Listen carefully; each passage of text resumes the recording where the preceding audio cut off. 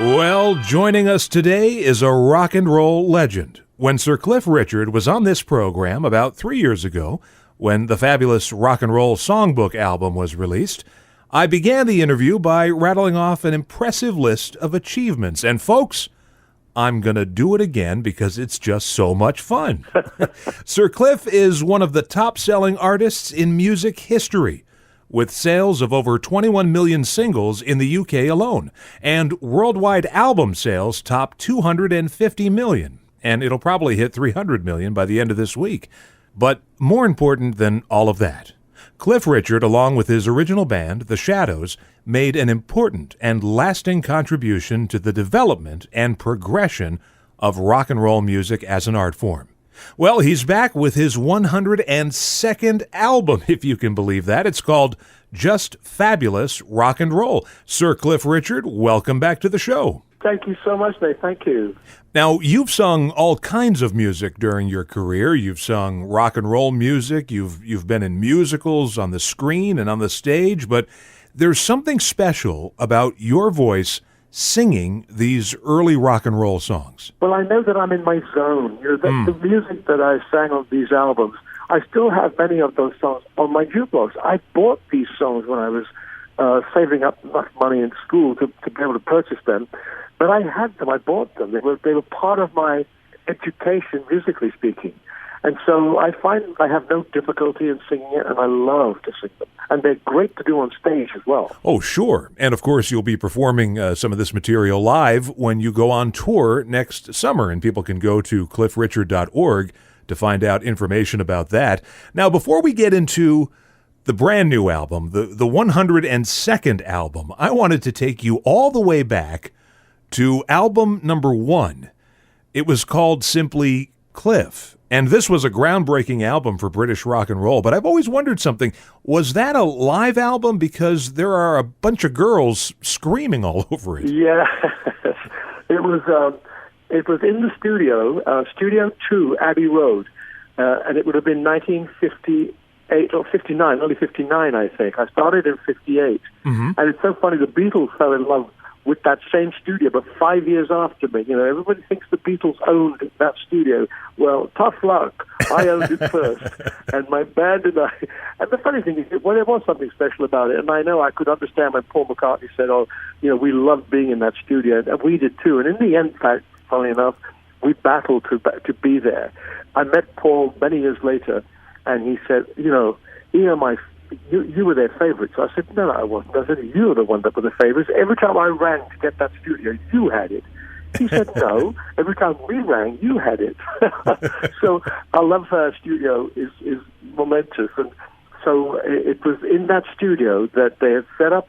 They only invited about 200 fans to come in, mm-hmm. and they had chairs all set up around the studio. They had a little stage built, and the Shadows and I, at that stage, we were still called the Drifters, actually. It was Cliff Richard and the Drifters. Right. And we then very quickly learned about the American Drifters, and of course, quite rightly, we changed our name, and the band became the Shadows. But it was a fantastic evening, and the funny thing is, I had a sore throat, really. It was the beginnings of something nasty, and when I said to Norrie Paramore, the producer, is there any way we could postpone this? He went, oh, look, it cost a lot of money to set this up. And you know what they have spent? £200. I mean, £200 was a lot of money in those days. That's like $240 or whatever it is. So anyway, I did it, and it when I listen to it now, yeah, I feel I've kind of improved a bit, and I do hear a slight crackle every now and then in my voice.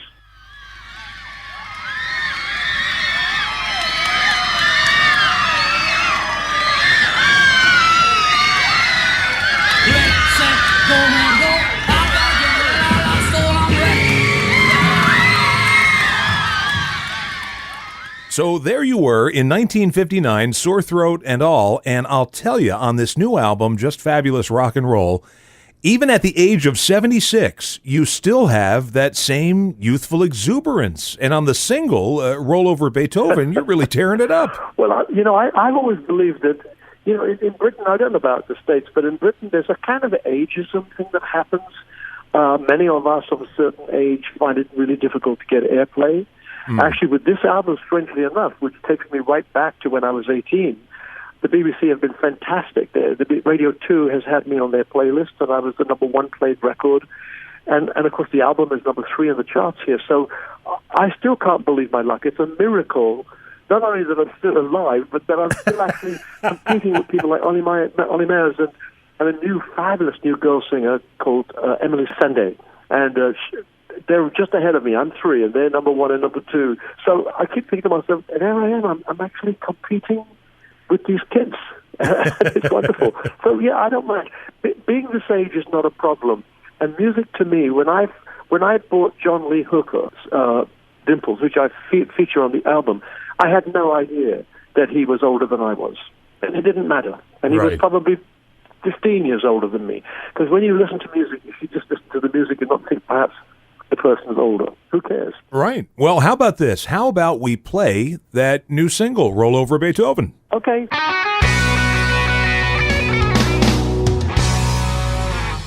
That was Cliff Richard from his brand new album, Just Fabulous Rock and Roll, which you can find right now on Amazon.com and read more about it over on his website, cliffrichard.org. Sir Cliff joins us today on the Vintage Rock and Pop Shop. You know, another favorite of mine on the new album is your version of the Charlie Gracie song, Butterfly. Now, on the last album, you did his song Fabulous. Charlie Gracie is still around. Does he know that you performed 2 of his songs? Yes, he does. I've met him a couple of times here in England. And when I was in Florida some time back, I thought it was actually not long after I recorded the first rock and roll album, I got a message from his son saying, my dad has a show in Philadelphia. I would love you to phone in or something. Or they phoned me, I think. Anyway, I spoke with him, and he knew about it. He was thrilled that I had done Fabulous. So I told him, look, I'm doing another album. I'm definitely going to do another one of yours. And so I did Butterfly. Oh, it's just great. Let's take a listen to that one. Stay tuned, folks. We'll have more with Sir Cliff Richard, including a discussion about a very special duet on this new album of his, right after we hear this song from 1961. Here's Cliff Richard in the Shadows with Gee Whiz, It's You.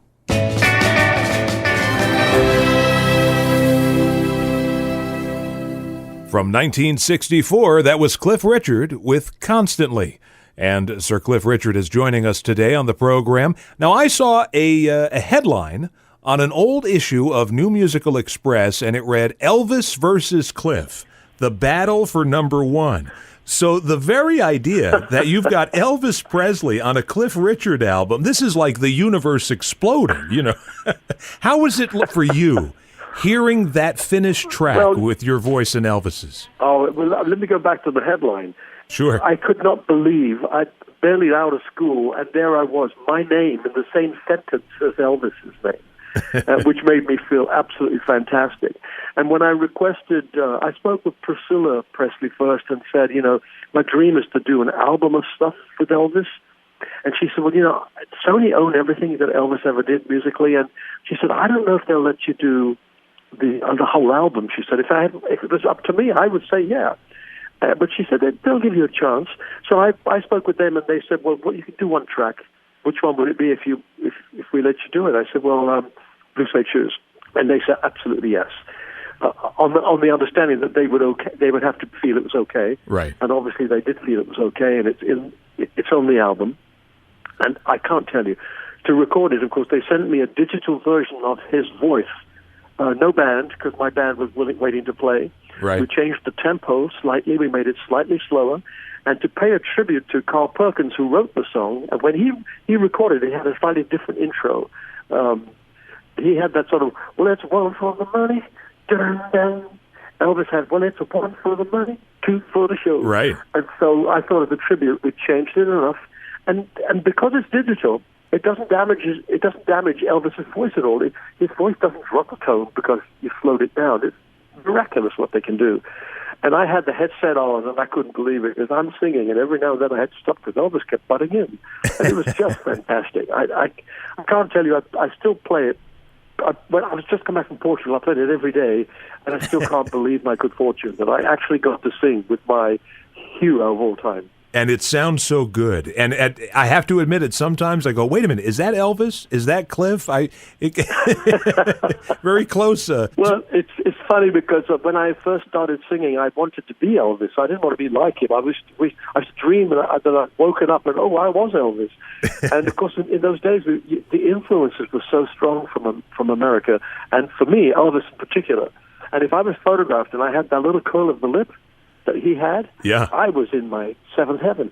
So I was, probably when I sang it now, I sang it the way I probably would have sung it when I was 18, which is try to be as much like Elvis as possible. Yeah. Well, it's one for the money, two for Good job there. Now, to wrap up, I have to tell you that one of my favorite songs on this new album, Just Fabulous Rock and Roll, available at Amazon.com, and find out more information at cliffrichard.org. My favorite song on this album is actually a new song. It's called It's Better to Dream, and that sounds to me like a classic Cliff Richard song. I could see that going to number one, that song. Well, you're not the first person to tell me that, but of course, it was just on the first album, it was suggested we put at least one new song on it. And Steve Mandel, who produced both albums for me, wrote me a song. He and his writing partner wrote me a song, and that went on the first album.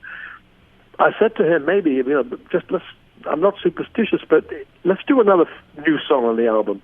And he came up with that one, and I just loved it. And the files went to my engineer here in Britain, and he mixed the album in Britain. Mm-hmm. When I got the album, he said, I love that song. He said, I don't remember that song from the old days. And I said, Keith, it's because it's not from the old days. He went, oh my goodness. He said, I just thought it sounded like one of those old, like a Sam Cooke song or something like that I missed. And I said, no, these guys have written a song that fits into the album because it has that kind of, that sort of retro magic about it. I don't know any more about singles, but I'm on the Sony label with this album, and we were talking just the other night that sometimes people do release singles, and they do sell quite well, but they don't necessarily have an album out. So we'll just have to see what we're going to do with it. There's talk about releasing a Christmas version of it, and I don't know when they're going to announce anything about that, but we've actually done a Christmas version of that song, just changed the lyrics, and removed the pop aspect of it, although it still has the rhythm of the band there, and put on much more tinkly keyboards. And I have to say, it does work as a Christmas song. I was actually shocked, because I said to Steve, let's do what they're requesting, but I'm going to say no if I don't like it. Well, I loved it both ways, so the fingers crossed that there may be a Christmas sort of release of it. Dawn, it breaks the sky. That's brand new music from our guest today, Cliff Richard. His new album, Just Fabulous Rock and Roll, available now on Amazon.com. Find out more about Sir Cliff Richard over on his website, cliffrichard.org. And Sir Cliff, in just 2 years, you'll be celebrating your 60th anniversary in show business, and I hope that you can come back on the program and celebrate that with us. It will be an absolute pleasure, Dave. Thank you so much for taking the time to talk to me now. Well, but hang around. I'll hopefully still be around. Oh, you'll be around. Thank you so much. Have a great rest of your day, sir. Thank you.